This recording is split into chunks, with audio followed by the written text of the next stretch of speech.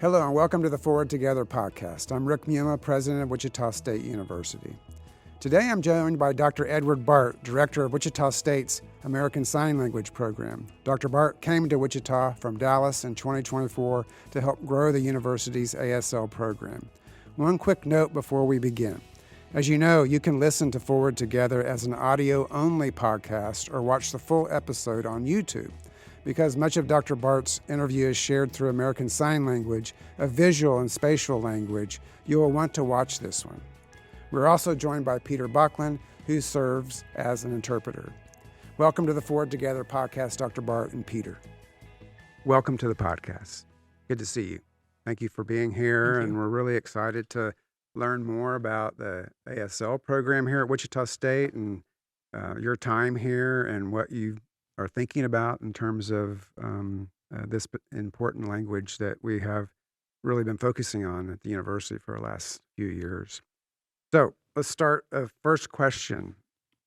Can you tell me more about your background and what brought you to Wichita State? I know I've had a conversation with you a couple of times, most recently at our holiday party, but also Chio Aguilar, she introduced me to you early on when you were here, and I know a little bit about it, but I'm not so sure everybody knows why you decided to come here and why you think that what we're doing here at Wichita State is worthy of of your time and talents.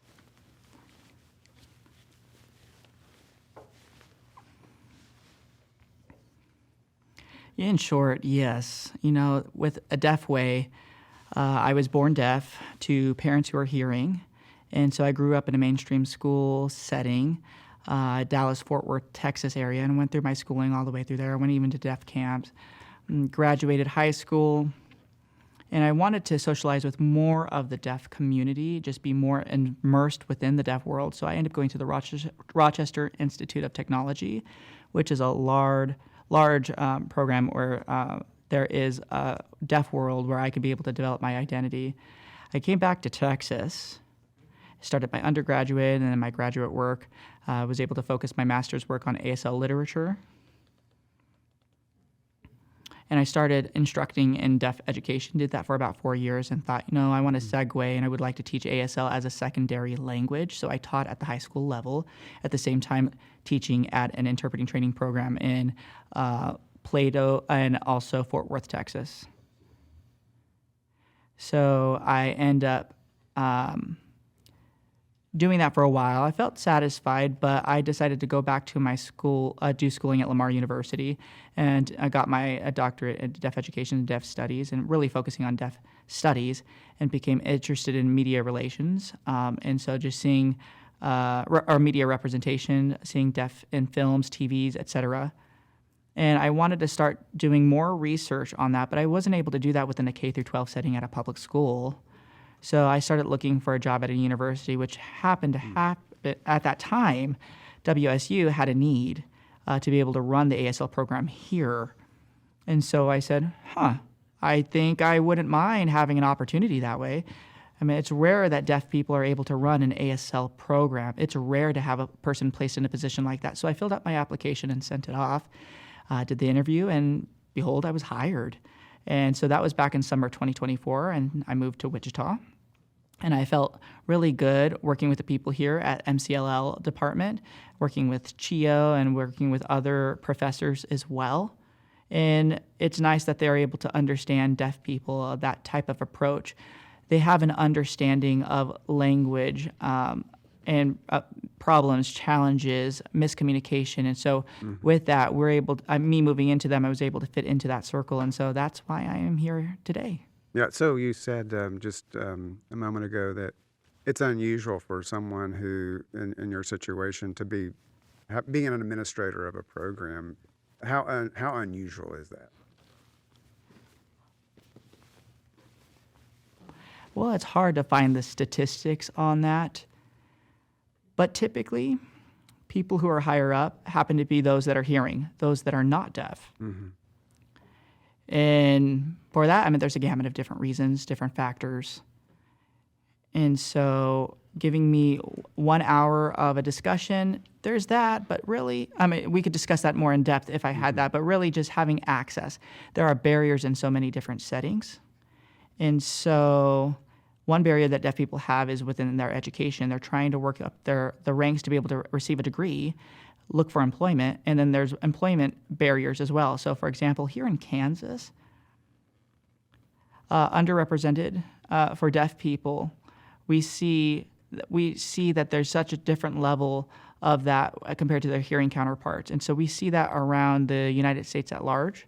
And so it's really exciting. I'm really thankful for the opportunity to be involved and run an ASL program that's going to impact the deaf community as well as me as a deaf person as an individual too. Yeah, and I think that in this conversations that we've had before at the university, before you came here, truly making this a mainstream language on our campus was really important. So the fact that you're coming from the background that you have, I think it just, to me, in my mind, strengthens the program.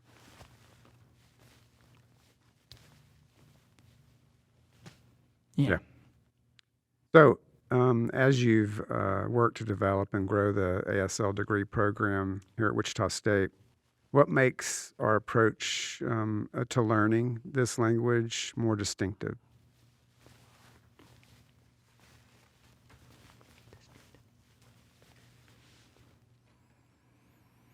Well, WSU has a really big policy here, and that is called applied learning.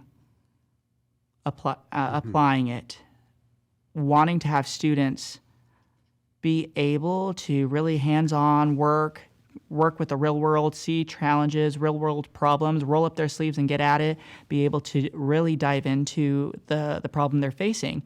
And so one of the things that students need to learn is after they graduate, after what they've applied, they're able to be more conducive to the community. And so really having that good hands-on process is good. But one of the challenges that we end up facing is that we have students who are learning American Sign Language who are trying to work with the deaf community, but for students who are not prepared, they're going to be making mistakes in the real world, and results can be life or death, those types of consequences possibly. So trying to figure out how do we take a look at this at the ASL program level, see what gaps do we have and how can we apply some of this and make sure that we have a safe space for learning, causing a place to make those errors. That way they can improve on that before they actually go out into the real world and do real work with the deaf community. So for example, one of our interpreter educators is named Molly McKenzie. Molly is her name sign, M on the heart here, and she is partnering with the theater department. This was the past fall in 2024. And so she partnered with the ASL instructor there, Joseph Urich. I'm sorry. The theater department. Oh, theater. Okay, yes. Right, yeah. And so the instructor there, Urich, was able to do a 12th night Shakespearean play. And so that was the fall. And so she was able to partner, the two of them were able to work with ASL English translation. So that's what Molly provided for her work. And so the script was provided of that particular play. And so they took a gander at it. They were able to dissect it and work on their translation work from English. I mean, imagine Shakespearean English as well, trying to figure out how to translate that. And so Urich, the professor, ended up coming and met with the class and started looking at some of the meanings behind the actual lines, what it's actually trying to say, to have them have a better understanding of the translation, not just looking at a particular word and then going, oh, a sign pairs with that. You have to go further, seeing the actual intent of the word as well. So, for example, recently you're asking me what the sign is for run. Let's say someone's asking me for the sign for run. What does it mean? What do you mean with the word run? I mean, there's so many different meanings behind that one word. So when you're trying to take a really good look at the work, it's a great opportunity for the students to be able to figure out how to do their future work based off of reading and doing some translation work on that script and be able to produce a signed interpretation for that play. And so that's a safe space to be able to do that work. And I really do applaud and hope that we can continue making those partnerships with the theater department for the future. Curious to know, you mentioned applied learning. Were you able to access any of those applied learning funds that we recently have for the campus to help build a workforce in various different areas? Were you able to do that? Honestly, I am still new here. You know, I'm trying to navigate through all of this, all the ins and outs. So that's something that I'm looking for. Yeah, something, again, just coming up with ideas, trying to envision what are we going to do, all the possibilities. But of course, all these possibilities require money, and that's part of my other work that I have to do is find the money for that. And Yeah. so there you are. Well, just so you know that we have a pot of resources available to help students in various different disciplines practice their education and apply it. And this would be a perfect example of what you could do. So we don't have to talk anymore about that. I was just curious because, there is a workforce that's needed in this area. So next question. The ASL program here at Wichita State has different tracks. There's one on language structure, deaf culture, and interpreting. Can you dive a little bit deeper into those? Explain that, how that works. What makes a student pick a particular track versus another one, or do they engage in all three of these?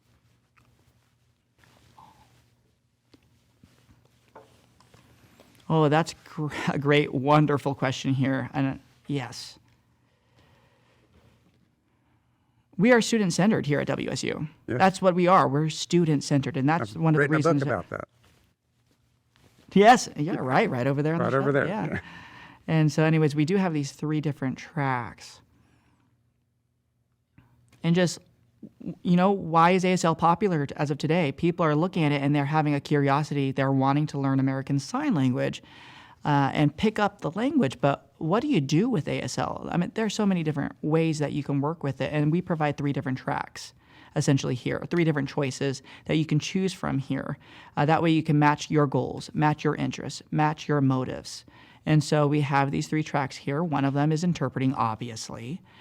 We have another one for language structure. Really, the point of it is linguistics. And then the 3rd track is deaf culture. Mm-hmm. And so that's going to be more focusing on advocacy. So with these 3 tracks, to elaborate on it, keep in mind that here with the ASL program, it is new. We are still having a sign staked here with big old lights, flashing yellow, black, saying we're still under construction here. Yeah. And so we're just trying to explain, what does this look like? So with the interpreting track first, interpreting, the design can be at first, it's just really a first step for a very long journey in order to become a sign language interpreter. Now, getting a BA degree in American Sign Language and then saying you are now ready to be an ASL interpreter doesn't work. It's the same thing as becoming a medical doctor. You have 4 years of college, then 4 additional years of medical school, and then you say, I'm done, now I'm a doctor. That's not quite how it works.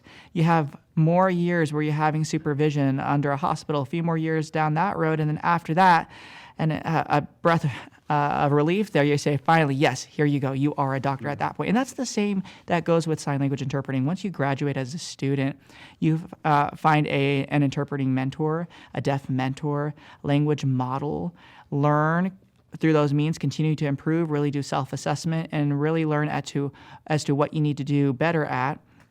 And then after that, you pass a certification test. And then you can decide on what type of specificity that you want to work with. And so you'll try to really ponder that because we're going to be facilitating that journey here as the start of that journey. But there are so many different kinds of interpreters. As recently I mentioned the theater work with theater interpreting. There's medical interpreting, there's legal interpreting, there's educational interpreters, mental health interpreters. And so there's a variety of different disciplines there. And so we're trying to figure out how we're able to provide a little bit of exposure, a little taste of each one of those types of opportunities. So that way when they get to work, they can work in whether freelance, under an agency, or even work within the school district. They can work for VRI, VRS, video relay interpreting, video remote interpreting. Those are the expansions of those two acronyms I just mentioned. And so just really understanding that we're just going to see so many different options. And as we get going, we start improving. We're providing that structure of skills. That's the first track. The second track is linguistics, essentially. We look at the linguistics of ASL. What does it do as opposed to what does ASL, or what does English do? And language, what does it look like within ASL compared to the acquisition of English? And so trying to really take a look at why is it that there is a language attitude showing there's a little bit of a difference or a negative viewpoint on how people see English in comparison to ASL, that English is better, ASL is lesser than language. Why would people think that a sign language is less than a spoken language language? We see that with language attitude. That's the second track there. And then, of course, with the third, there's advocacy. And we really need to have people who understand the deaf community, who understand deaf community problems and how to approach them, understand deaf people themselves. Learning ASL, okay, that's great. Well, then we can understand each other. That was where the advocacy comes from that. And with the intention of that, it's really hard when we're fighting for advocacy, trying to figure out deaf people's experiences. We see that there are a high rate of mental health issues in the deaf community as opposed to hearing people, because we see there are underlying symptoms there that happen, challenges. Deaf people who are incarcerated. Research shows that they are going to have more deaf people in prison disproportionately. We're going to see a larger rate of that compared to those that are hearing. We just see a variety of different language access issues, and so that's where the advocacy comes in. Needing people who are interested in supporting deaf people in their education, whether it also be legal support, social work, a specialty with looking at social work is good. Government, I mean, you name it. There's so many different things that way, that third track, we can see a lot of advocacy with that being produced. And granted, everyone has the ability to learn ASL. Everyone can. But it doesn't mean that everyone is able to become an interpreter, because it requires a specific mindset, a particular emotion there to be able to get going, motivated, to be involved as much as you can within deaf community. So there's those three tracks there. A couple of questions, follow-up questions to what you just covered. First of all, tell the listeners, the people who are watching you in terms of the signing that is being done, what's the prevalence of the deaf culture in our society? Is it increasing, staying the same? Just educate the folks who are watching or listening to the podcast. So for deaf culture, we're seeing an increase of that, an improvement over time. We're seeing people continually having misconceptions. So I think, for example, I've already taught American Sign Language for over 15 years, I think almost 20 years. And one of the things that I've noticed is that there are several people that have picked ASL because there's no written language involved. And so we've noticed that there are a lot of neurodiverse students who go, oh, this is perfect. No writing and no reading. This is perfect. I'm going to sign up for that class and work with that class, but find themselves quickly with frustrations as they are struggling to learn American Sign Language. They are struggling because when we go back to this point, ASL, in fact, is a language.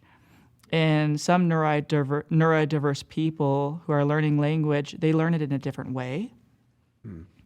And so there's a little bit of hesitation, there's a little bit of struggles when they're trying to meet that goal, and they're trying to figure out how to circumnavigate those goals that they originally intended to find achievement in the goals that they wanted. And I don't want to scare anybody, by the way. Everyone, like I said, can learn American Sign Language. But with the acquisition of it, you might have one picking it up faster than another person. They might have a little bit more difficulties, but it's just going to take that time.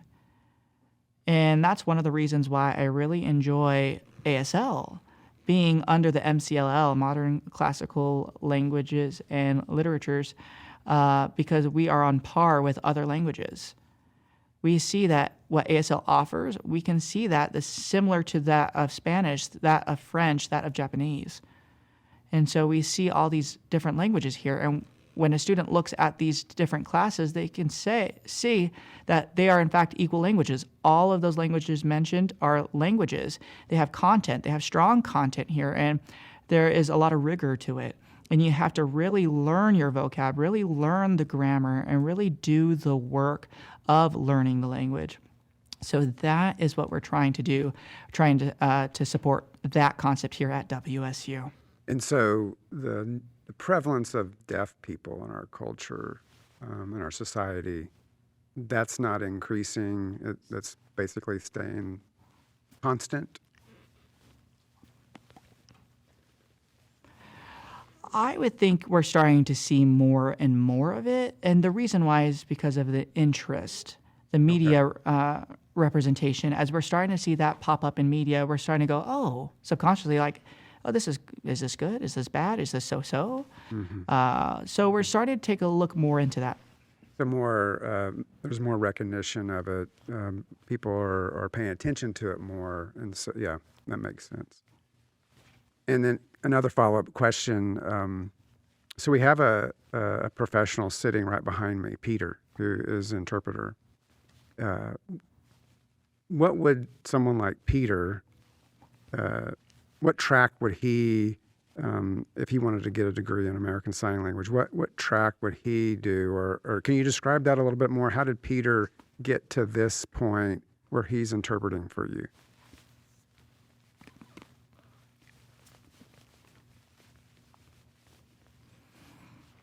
That really is great. That's a long story, a long journey there, being able to take American Sign Language. But the really interesting thing is I've read an article, and I wish I could remember the gentleman's name that wrote that article, but the point with that is that a translation class and an interpreting class, these majors, these tracks, we see across the gamut of that spoken languages, we see that people are already knowledgeable of the language prior to the translation of it. They already have a skill set at that language. So for example, if you want to be a Spanish translator, you already know Spanish before entering into the program, and then you learn how to become the translator at that point. But with American Sign Language, we tend to have students that are learning American Sign Language at the same time as learning to become an interpreter, both paired together. And so when they're coming into the ASL program, they know absolutely nothing, zero ASL. And so they're learning both things at the same time. And so one of the biggest needs that we need to do is really just continual exposure of signing, of interpreting, practicing having your hands up, and becoming involved within the deaf community at large. Being able to get out there and actually sign and learn on your own time, not just going into a classroom and learning and then leave after the class is done, doing your homework, going back to class to learn a little bit more.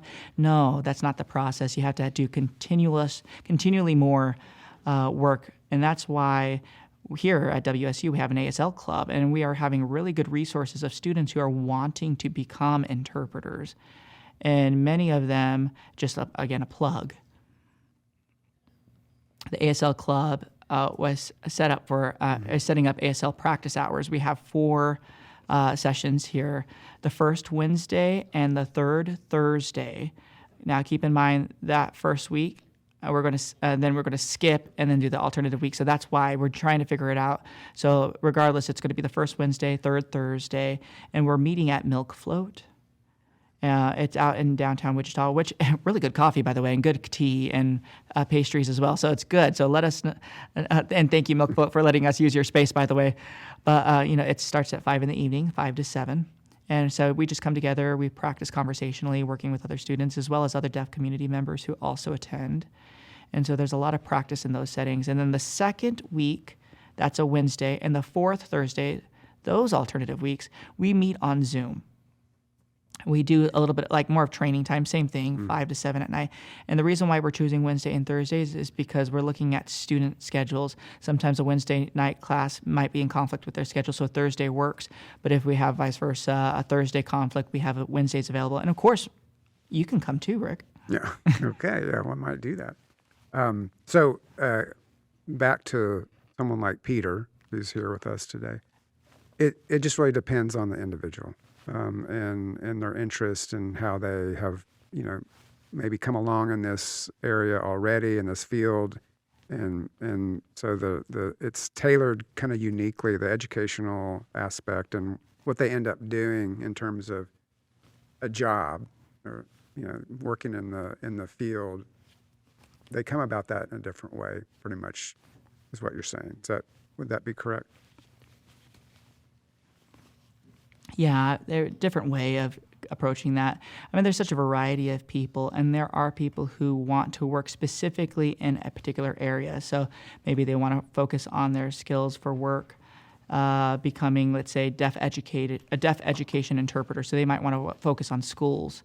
And so that working with little kids up to older kids, kindergarten, first grade, all the way up to high school students is different work. And we're seeing that with those different age groups are different, even in comparison to working with adults. And so as they're taking their classes and they're learning, it's really important to have a strong background in academics at large. That way, taking science classes, math classes, English classes of the sort, and that way they have a better understanding. So when the teacher is saying something, they're able to interpret that content better. And so that's one of the reasons as to why with Registry of Interpreters of the Deaf, it's an RID, that is a national organization. And so required for interpreters for the deaf to be able to sign up for your certification test, you have to have a prerequisites of a bachelor's degree. So there's others that require an AA, but at least with the national organization with RID, it's a bachelor's prerequisite. Okay. Number of jobs available in this field, growing, plentiful. A student can expect to find a job pretty easily. Yes, we are desperate. We are encountering a problem here in Kansas, but as well on the national scale. But with Kansas State, what we are seeing is that older interpreters are starting to retire. Mm-hmm. And they're thinking, you know what, I'm done. I'm going to leave the business. And we're seeing the pool of interpreters dwindle. And so we're not seeing enough new or younger interpreters entering the field to make that pool larger. We're seeing it shrink, and we're starting to really struggle with the interpreters. And mm-hmm. That's why we're trying to really force this to be able to say that there is available work for you. Okay. So I Googled Wichita State's ASL program, and just to try and get a feel for the different ASL programs in the country. And we come up in the top of the Google search as one of the programs that's thought of in a positive way. I'm assuming, and this is the reason why. But I'd like for you to talk a little bit more about that. And I think one of the things that seems a little unique about the program is where it's located. And you mentioned that just a few minutes ago in the Modern Classical Languages and Literatures Department with our other foreign language programs. A lot of times the folks who are listening or watching this podcast, if they know anything about ASL, a lot of times those programs are in health professions where actually the coursework used to be way back in the day, or in the education college or one of those liberal arts and sciences. MCLL is in liberal arts and sciences.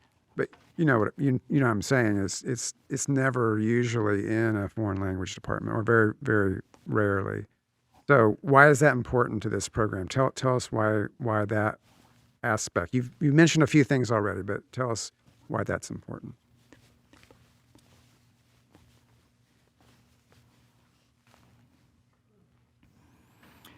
Yeah, well, it's important. Again, it is equal. ASL is a language. we already have 40 years, 50 years of linguistic research that does show evidence that it is fully a language. ASL is a rich language. It has everything that a language would incorporate that would be in par with other languages such as English, French, Spanish, etc.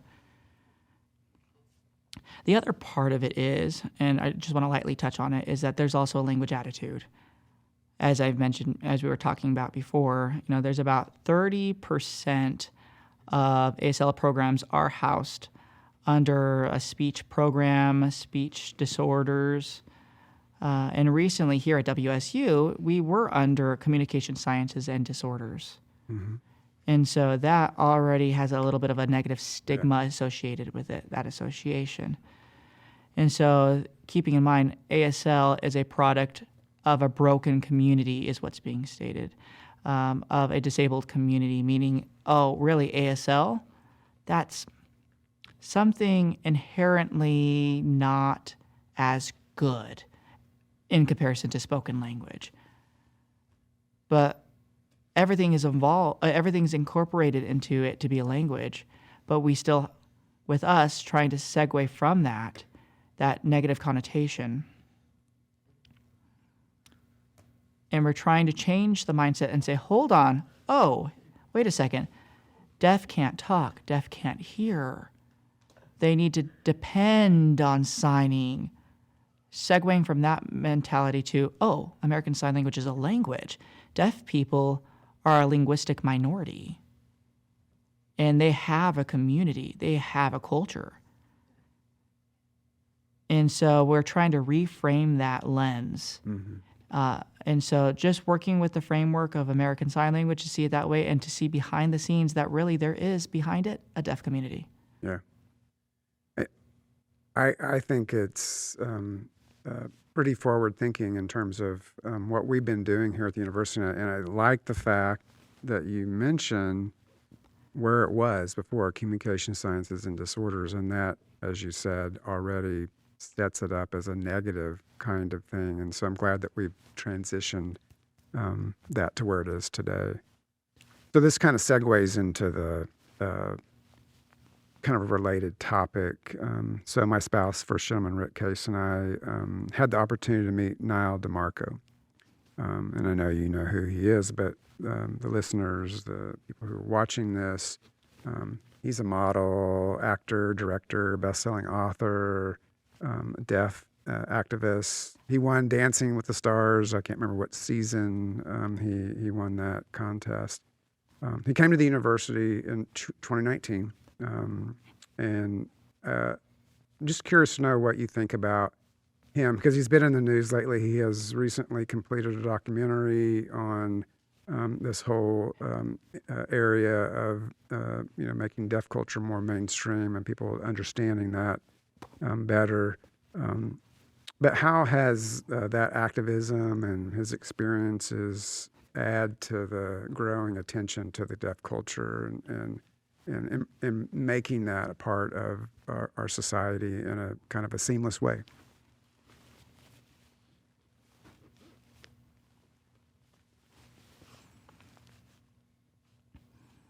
That's great. Yeah, Niles is a really good example for the deaf community and for deaf culture. He truly is, when I'm looking at him, seeing what he's doing and all the things that I see on TV and movies, acting, etc., and recently producing that Apple documentary as well, has been really great to be able to show with Niles in the university, or Gallaudet University, with that protest. And so seeing that media there, unfortunately there's not enough deaf people who do know about that, because it's not in our history books. It's really important for deaf history, but it's not being predominantly taught among the masses. So, of course, I teach deaf culture, so I am teaching DPN, Deaf President Now, happening in 1988, and the students are like, what, really? I didn't even know about that. I mean, I've taken U.S. history class, and I've taken a WSU class with U.S. history, and so we're seeing exactly that. So we're trying to with the formation of ADA, the Americans Disability Act, we're seeing the correlations to that with Deaf President Now, DPN, and closed captioning is being legal. And so we're seeing that with Deaf President Now. And really, I would like to say with that, DPN really made it possible for me to be here in the program as your director. Because prior to all of that, it was more of a conventional wisdom. A deaf person running a program, are they actually able to do that? Mm-hmm. But now we have a deaf person who's actually running a large program at the university, the university known for deafness across the world over there, and just seeing the finances, the funds, and having that advertised among the U.S., around the world, that a deaf person can do that. A deaf person can do that. And so we see that happening more, and it becomes easier for you to think, oh, well, sure. Mm-hmm. Okay, well, a deaf person, applied for a job. Yeah, they should be able to do that. Let's see how it goes. Yeah. If they're qualified, then here, you're hired. Mm-hmm. And that's exactly why I'm even here. Yeah. And so the other thing I also want to mention as well with Nile is that within the state of Kansas itself as well, Nile is a big component to the push, the action for LEAD K, which is Language Equality and Acquisitions for Deaf Kids. And so he really made a push for that. He fought to improve the education for deaf kids. Now, keep in mind, basically, we're trying to have it kindergarten readiness. Mm-hmm.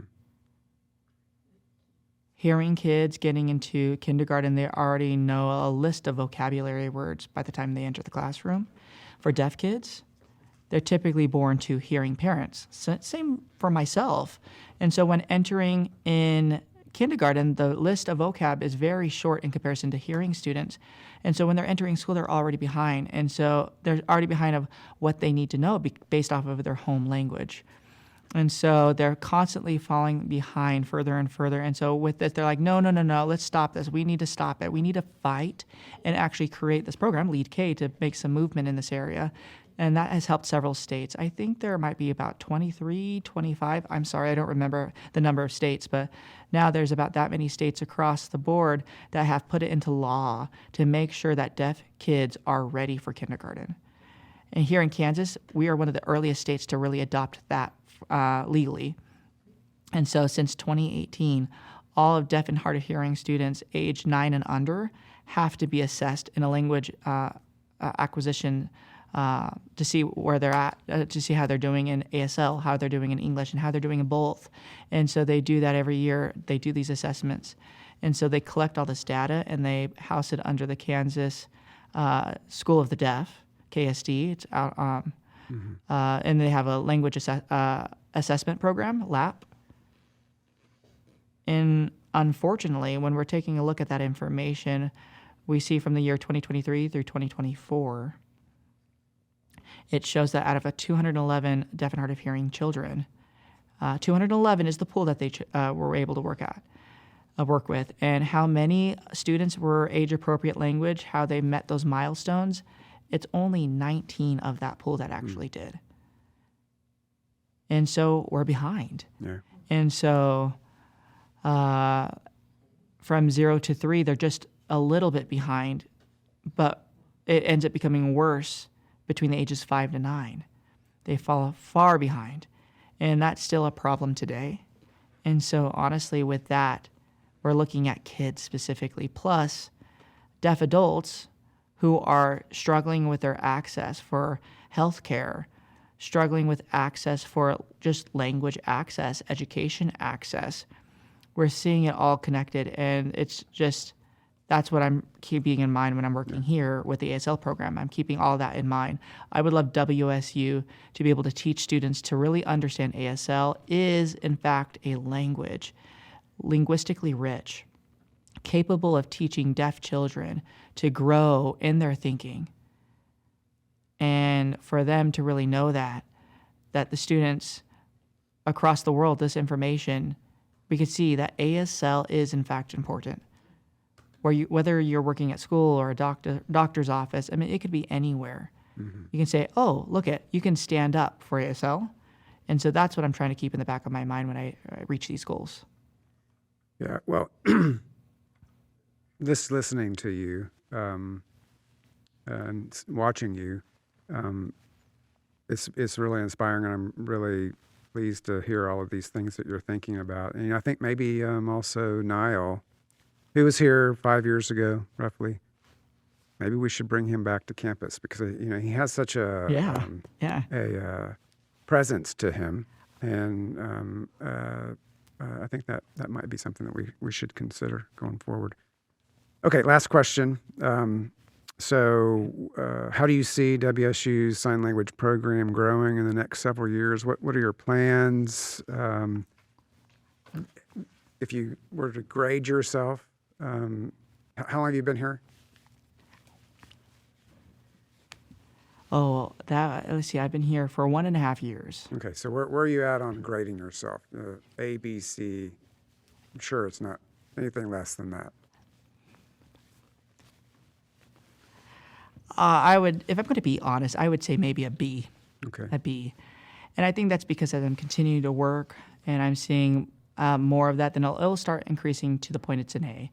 But right now, I'm just trying to really remodel some of the courses, the sequences, and making sure there's more of easy instruction, easier for the students to learn. And that way we can have that seamlessly with online learning. Of course, our classes are not going to be fully online, but we have technology use. We have Blackboard, we have online resources, we have all these resources that are already incorporated to be able to support student learning. So students can learn at home. And as they get into the classroom, they can learn from the instructor there as well. And then as they leave, they can continue to learn through online Blackboard, resources like that for continued learning at home. And so we're really developing on partnering with other departments here at WSU. So, for example, the theater department, law enforcement, the academy there. So we would like to make a partnership with them. Criminal justice program, partner with them. The biomedical campus, want to make sure that as that has formed, we want to make a partnership with them too. And that way there's opportunity for those applied learnings. And that way students can actually learn from work situations with deaf people if they are needing services in those different areas, instead of being faced with an odd situation and just trying to really work with someone who is in law enforcement, legal realms, or medical. So it really becomes a double benefit for us and for those departments as well. And so as students are learning sign languages in those areas, the other students who are wanting to become law enforcement, wanting to become lawyers, become doctors or nurses, they can go, oh, I see, as we're working with deaf clients, this is how it goes. They can work with the interpreters and learn from that too. And so just to let you know, the interpreting community has been making a lot of complaints that doctors are becoming the worst people to work with when it comes to working with interpreters. And so we are hoping to change that. We're hoping to improve that. And still just to improve the variety of courses that we offer. And then again, also just mentioning, as we're still growing, we have only a limited range of classes that we can offer, and we're working on adding more so that way it can be a better representation of each of those tracks, so that way students can be able to focus on what they are wanting to learn rather than what's available. Yeah. So follow up to, you're talking about doctors, healthcare providers being really difficult. Yeah, that's my background, so I'm just curious. What is the reason? The time, the not willing to spend the time, or needing to move quickly from one patient to the next? What is the difficulty?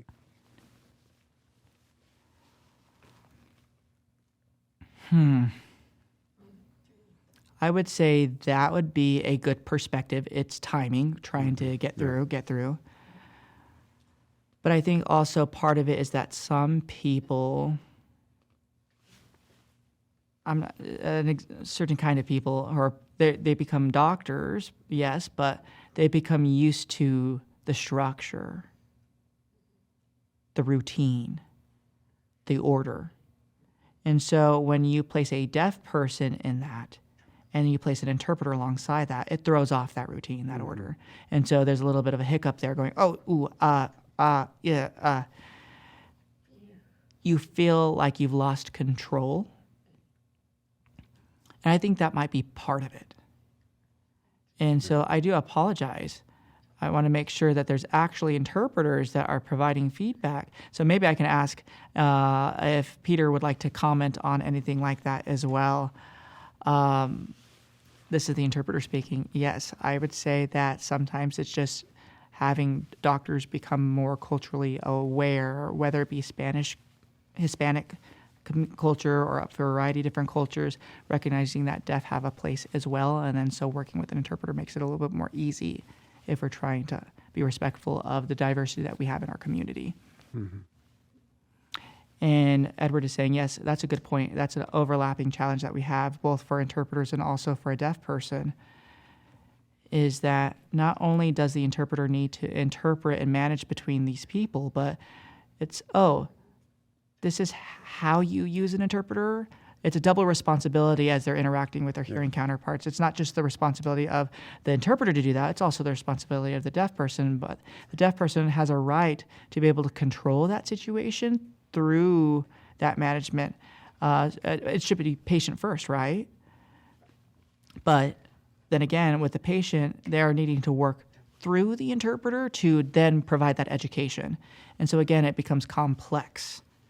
Yeah, and I can totally relate to this whole idea of the order of what healthcare providers, I'm not just talking about physicians, but PAs, nurse practitioners, anybody who provides healthcare. There is this certain way that they're taught to get this information first, this information set, it's always the same way, and so they don't miss anything. But I can totally see how that could be a problem. The other thing I'll just say too, since we're talking about this, is that the other complicating thing is the patient, because patients often defer to physicians or PA as the expert, and so they're not willing to interject themselves and being more in control of their condition. That's the problem with anybody, any patient that you would see. So I could see how that could be even more of a problem in this kind of situation. Yeah, and a little bit related to that, again, adding that language attitude. If something seems a little lesser than, right, ASL, we're relating that because the deaf person is viewed as lesser than. Mm-hmm. And so there are some deaf people in the community that feel angst. Oh, I'm deaf, but I'm not as good as a hearing person.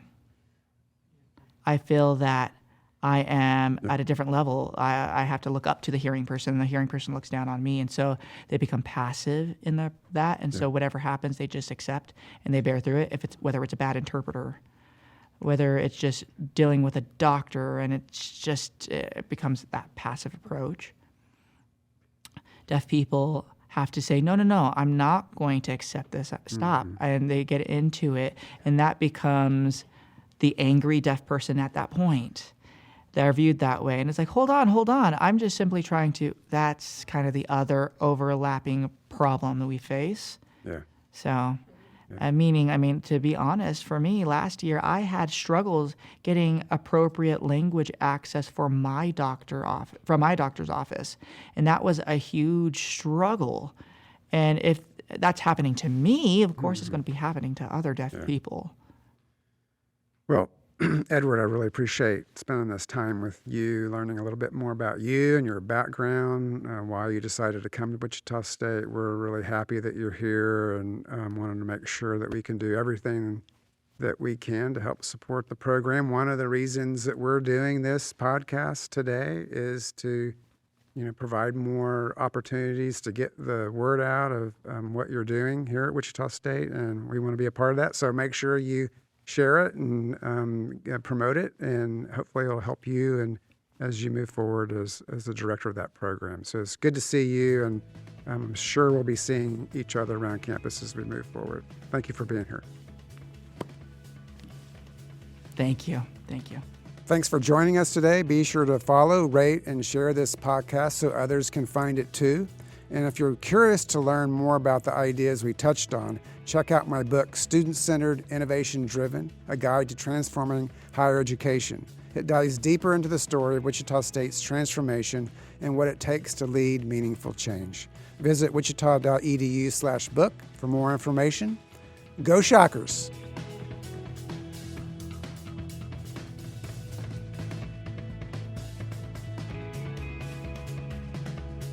Sponsorship for the Forward Together podcast is provided by Scott Rice Office Works and the Shocker Store. Additional thanks to Nair Amp, WSU Carpentry Shop, and Go Create.